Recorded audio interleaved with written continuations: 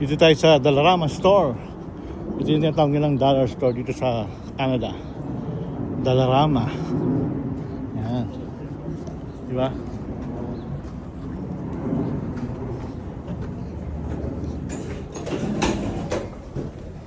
Yan. Bili ako ng ano? Bili ako ng para dun sa cortina dun sa ano namin, washroom. Sobrang dumi na. Nanggigitata na yung ano, yung cortina. Pangit yung nabili nung una. Bago lang yun. Hindi ko alam kung bakit nagkagano.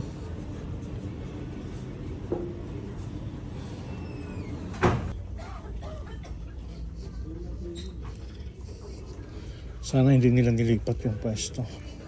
O nandito pa rin. Ito siya, parang nilipat na yung ano, ito, yung cortina. Ayan o. Ito ang kailangan ko. Ito, shower curtain. Ano kaya maganda dyan? Cortina na ito.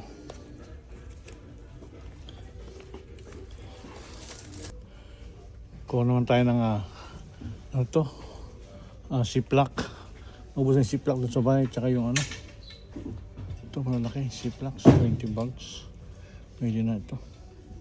Ziploc. Ziploc. Tapos na tayo sa Dollarama. Ayan na. Nasa labas na tayo. Ayan, Dollarama. Malikod. Uwi na naman tayo.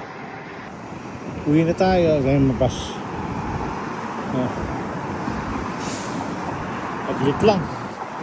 Ngayon, lakas ang hangin.